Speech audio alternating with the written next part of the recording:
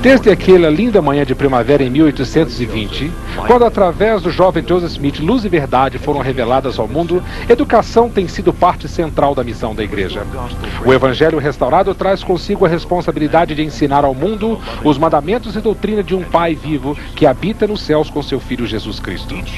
A cada ano, milhares de estudantes aprendem essas doutrinas e mandamentos através dos ensinamentos de professores comissionados, quem através da fé e dedicação abençoa a vida de muitas gerações ainda por vir. Esta é uma breve história do sistema educacional da igreja. Desde junho de 1832, já existia uma certa urgência no que diz respeito à educação na igreja. Uma declaração no primeiro volume do The Evening The Morning Star já estipulava um novo tipo de escola. O quanto antes os discípulos deveriam preparar uma escola onde seus filhos pudessem ser ensinados em conformidade com a vontade de Deus e educados com santidade. Parley P. Pratt foi escolhido para presidir sobre tal escola. Esta classe, de aproximadamente 60, era instruída uma vez por semana.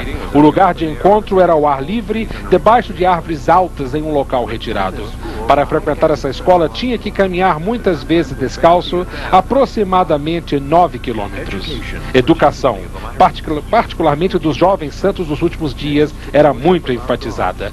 Depois da adoração a Deus, está a educação de das nossas crianças e formação de nossa geração e da geração que virá depois de nós. Depois da chegada dos santos em Utah, Brigham Young reenfatizou a importância da educação. Somente 3 meses após a chegada dos santos no Vale do Lago Salgado, o presidente Young estabeleceu escolas comunitárias ou de alas.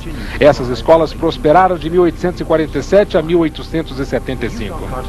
A Convenção Constitucional de Utah de 1882 excluía o ensinamento de doutrina sectária ou denominacional em qualquer escola mantida por fundos públicos.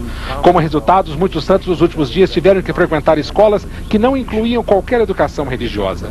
Várias outras denominações religiosas começaram a estabelecer escolas particulares onde os professores ganhavam melhores salários, livros, equipamentos e convidavam os santos dos últimos dias para frequentarem de graça. Isto foi visto como uma tentativa de desviarem os jovens santos dos últimos dias dos ensinamentos de seus pais.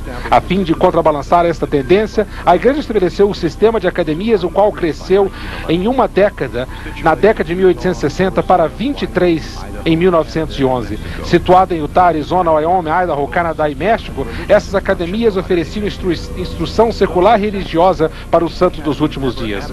Apesar de bem-sucedida, essas academias não foram capazes de acomodar adequadamente o crescimento do número de jovens santos dos últimos dias. Consequentemente, muitos dos jovens continuaram a frequentar escolas públicas. Durante esta época, medidas adicionais foram tomadas a fim de prover educação religiosa. Em uma carta enviada à Junta Estadual de Educação, datada de 25 de outubro de 1890, a primeira presidência apresentou o plano que futuramente estabelecia a moldura para o futuro programa do seminário. Sugerimos que em cada ala onde uma escola da igreja ainda não foi estabelecida, que um irmão ou irmão adequado para tal responsabilidade, de acordo com a sua inteligência e devoção, bem como seu amor pelos jovens, seja chamado, como para uma missão, pelo bispo, depois de consultar com o presidente da estaca, para assumir a escola onde os primeiros princípios do Evangelho, a história da igreja e assuntos relacionados ao reino sejam ensinados. Um grande esforço deve ser feito a fim de conseguir o apoio total dos pais, pois sem o apoio dos mesmos, a escola jamais cumprirá o propósito de sua existência.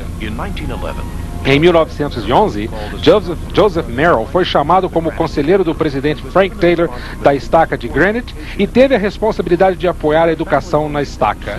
Durante as reuniões familiares, a irmã Merrill contava inúmeras histórias da Bíblia e do livro de Mormon.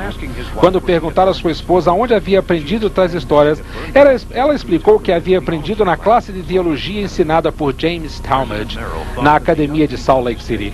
O presidente Merrill concluiu que os jovens da estaca se beneficiariam dos ensinamentos das escrituras ensinados em um ambiente educacional formal. Foi então que o presidente Merrill propôs o ensinamento das obras padrão em classes, onde os estudantes seriam dispensados de um dos períodos escolares durante o segundo grau. Sua proposta resultou na construção do edifício do seminário em 1912. 70 estudantes foram matriculados no primeiro ano. A ideia se espalhou rapidamente. Estacas locais obtiveram permissão dos distritos escolares em muitas áreas para dispensarem os alunos para a instrução religiosa. religiosa.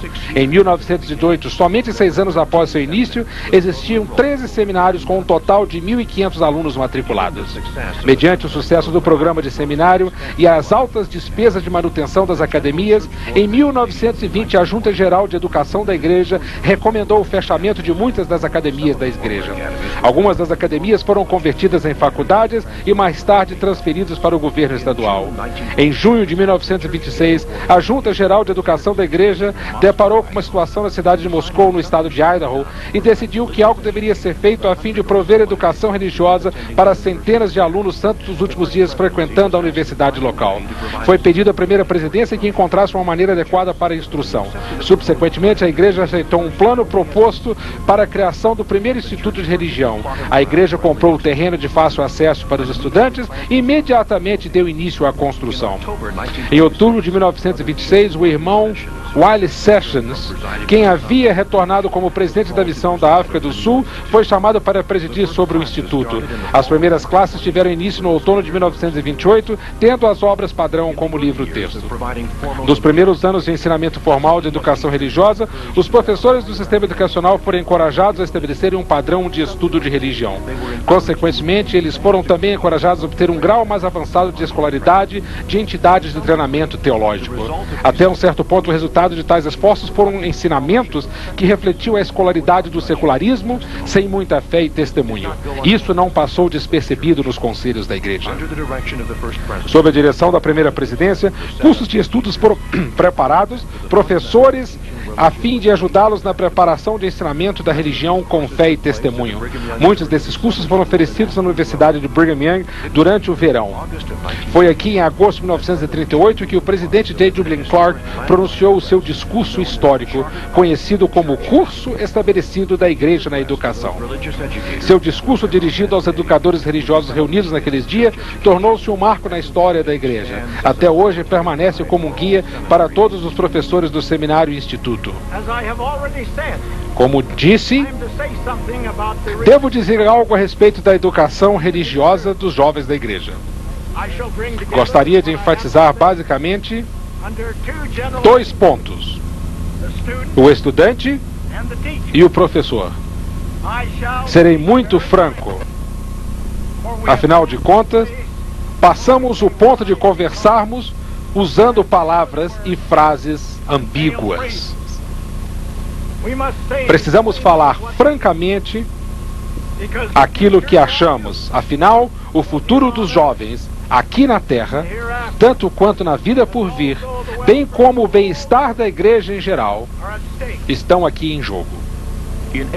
Em abril de 1950, presidentes de 11 estacas no sul da Califórnia reuniram-se com a Junta Geral de Educação da Igreja a fim de discutir a implementação do seminário no sul da Califórnia. Os presidentes de estaca unanimemente recomendaram que o programa fosse implementado imediatamente. 6 classes iniciaram com um total de 200 estudantes.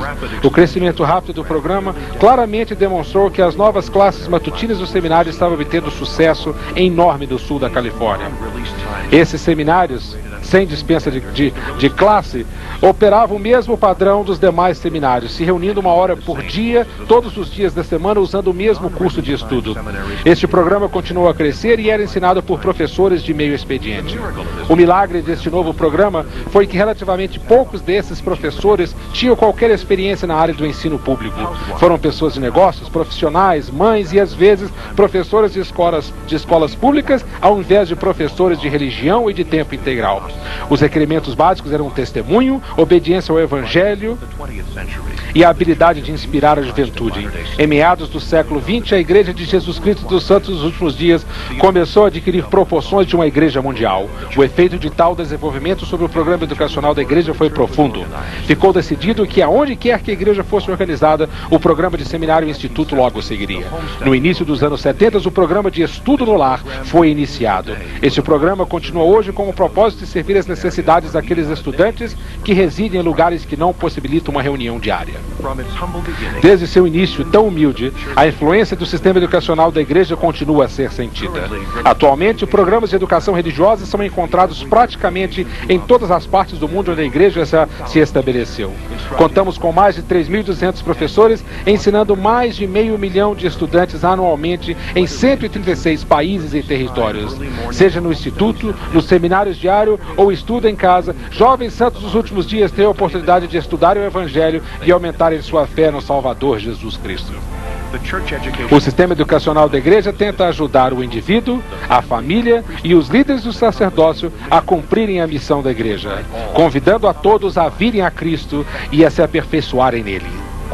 Todos que são chamados para ensinar e liderar no sistema educacional da igreja fazem parte desta grande missão.